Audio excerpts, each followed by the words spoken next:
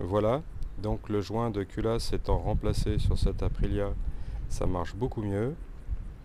Mais évidemment, il y a eu quand même des petites complications et on va dire une usure prématurée, une usure bien prématurée de cette roue libre.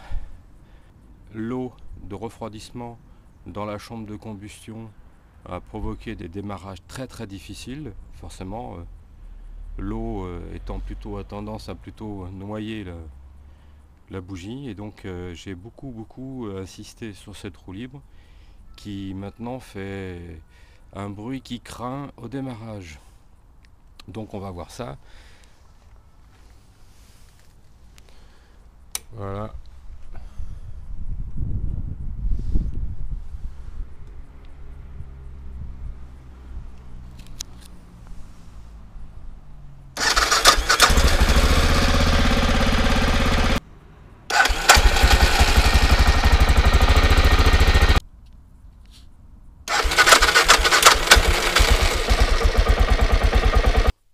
Cette fameuse roue libre. Donc là, j'ai enlevé le petit carter qui est devant la chaîne. On va vidanger l'huile. Voilà, donc on va s'attaquer aux vis qui sont tout autour. Bien sûr, si vous n'avez pas l'extracteur comme celui-ci, hein, le M38 par 1.5, eh bien vous ne pourrez pas enlever le volant et donc arriver à vos fins. Donc c'est la première chose à faire, c'est d'avoir ça. La protection du pot enlevée, on a enlevé le cache et le connecteur et on va commencer par dévisser toutes les vis autour du cache. Voilà, donc les vis sont dévissées, donc on va voir comment ça se passe derrière tout ça.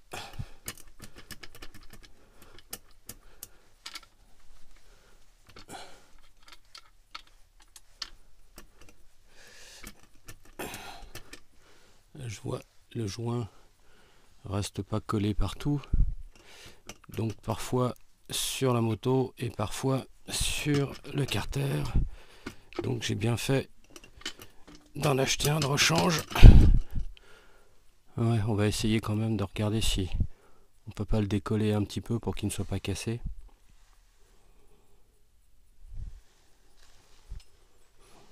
Avec un petit tournevis. Voilà. Que si le joint est intact, autant garder celui-là et garder le nouveau pour une autre fois au cas où. On peut pas vérifier partout s'il est resté collé sur la moto ou sur le... Voilà. Donc, je vais lâcher la caméra parce que d'une main c'est trop difficile. Voilà. Donc eh bien on a une force d'attraction magnétique qui nous empêchait de démonter le carter d'une seule main. Donc là on va voir comment ça se passe. Donc là visiblement il y a le fil pour l'alternateur. Donc on va essayer d'enlever les vis là et d'accrocher le carter un petit peu plus haut pour travailler en bas. Donc je vais enlever tout simplement la durite ici, ce qui va être beaucoup plus facile pour le reste. C'est tout beau à l'intérieur, bien huilé, donc j'ai bien fait de faire un vidange. Tout ça baigne dans l'huile. Donc on va regarder un petit peu comment ça se présente tout ça. La roue libre étant derrière, faut bien tout démonter dans le bon sens. Voilà. Donc on continue. Un vieux porte-manteau, un bout de chiffon et le cater ne va plus nous gêner. Donc là ici avec une douille de 30, eh bien il va falloir dévisser cet écrou. Pour que cet écrou se dévisse, il ne faut pas que le moteur tourne. Donc on va le bloquer. C'est de l'autre côté que ça se passe, ici donc côté sélecteur, à gauche. Donc ici il y a une vis en dessous, avec un petit joint en cuivre qu'il faut dévisser. Et puis ensuite remplacé par une vis également M8 de 40 mm de long qu'il va falloir visser pour bloquer le moteur. Évidemment, le moteur, il faut qu'il soit dans sa position appelée point mort haut, hein, le piston tout en haut. Donc on peut mettre un tout petit tournevis à l'intérieur, faire tourner le moteur, et puis dès que le tournevis s'enfonce à l'intérieur, ça veut dire qu'il est en position.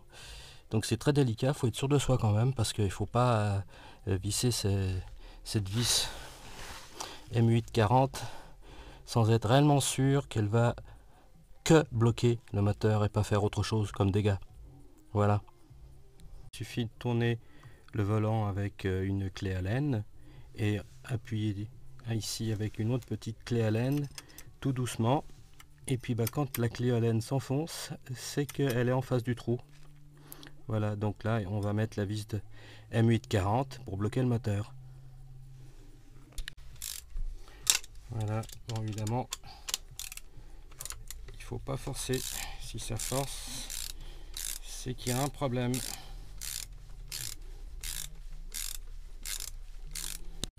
Voilà. Donc là, évidemment, quand le couple commence à augmenter, c'est qu'on est au fond. Pas de souci. C'est serré. Donc nous voilà prêts à enlever cette écrou de 30. Bon, difficile, pas difficile. On va voir. Ici, une clé dynamométrique, bon marché. Un magasin bien connu.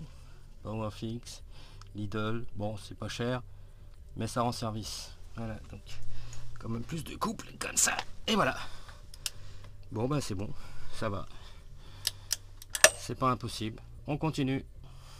Trace de frein filet, donc il va falloir y penser au remontage. Il ne reste plus qu'à étraîner cet arrache volant. Voilà, hop, ça se bloque à la main, je pense. Hop, bien dévisser. Voilà. Hop, bon, maintenant, douille de 24, non, ça c'est du 30. Et voilà, donc, on y va. Bon, regardez comment ça se passe. Bon, je vais lâcher la caméra et augmenter un petit peu le couple de desserrage là, hein, tout de suite. C'est pas venu tout de suite, hein. Dans un grand fracas, j'ai eu l'impression que j'avais cassé quelque chose. Bon, enfin bon, voilà le bloc. Voilà, bon, je vais boire un café et puis on remet ça. Ma roue libre n'était pas morte, même si ça faisait un peu de bruit. Donc j'ai la roue ici à l'intérieur qui a l'air d'être un petit peu, on va dire, le métal a été un petit peu bouffé, donc on va passer un petit coup de toilemmerie, hein, et puis on va démonter cette roue libre et voir si ça vaut le coup de la changer ou pas. Là maintenant on va remettre en fait le volant à sa place, tout simplement pour profiter du blocage du volant pour débloquer les 6 vis. Ce sera nettement plus facile de débloquer ces 6 vis. Voilà, hop, comme j'avais dit, c'est nettement plus facile de les enlever. Enfin, ça reste dur quand même. Là aussi, il y a des grosses traces de frein filet, plutôt fixation forte, hein. C'est couleur vert, donc et puis il va falloir y penser au remontage. Et on continue pour les 6 vis. Les vis étant enlevées, on va séparer ici le cache pour enlever la roue libre, qui n'est pas fichue mais juste un peu usée en fait. Bon, donc là j'ai trouvé un vieil axe de vélo M8, donc qu'il faut mettre en lieu et place des vis. Voilà, et puis visser quelques tours. Voilà. Hop, et taper pour sortir la grosse partie de derrière. Taper modérément bien sûr, faut pas abîmer le pas de vis. Ah zut, hop, il va y aller. Voilà, donc il est en train de sortir, on va continuer. Voilà, donc il est parti. Donc on n'a plus qu'à changer cette roue libre. Ah bah, ça avait pas l'air d'être mort, mais en fait c'est mort, hein. Voilà. Le ressort est fichu, les petites masses sont parties. Ok, bon. Allez, on va remonter tout ça maintenant. On a un petit travail là de polissage ici sur le diamètre extérieur de la roue libre. On va essayer d'enlever ce petit côté rugueux là qui était usé, y compris aussi à l'intérieur. Elle a un petit côté rugueux, donc là on va poncer un petit peu ça. Voilà.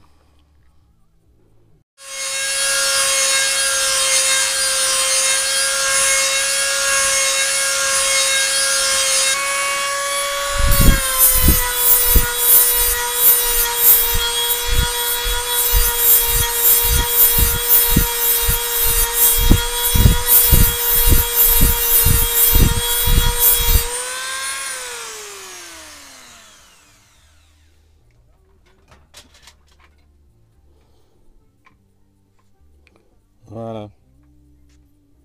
On va pas y aller trop loin, trop fort, mais je pense que même s'il y a des marques, de toute façon, on pourra pas totalement les enlever. Donc, on voit bien ici que le métal est très dur. Ça fait tout de suite des étincelles et une poussière très fine. Donc, bon, on va dépoussiérer tout ça et puis remonter. Nous sommes proches de la phase de remontage. Donc ici, la roue libre est montée après bavurage sans problème à l'intérieur. C'est ric et rac, mais ça se monte sans problème. Voilà.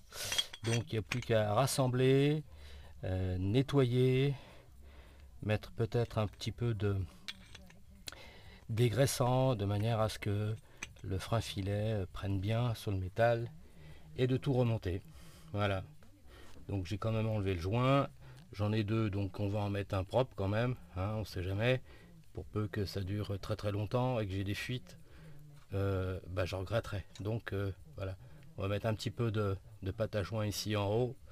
Et puis on va aller voir un petit peu à quelle couple il faut serrer tout ça.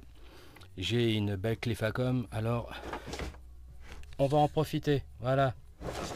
Bon, j'espère que ce tuto aura servi à certains, voilà, en espérant qu'ils y arrivent comme j'y suis arrivé sans trop de difficultés.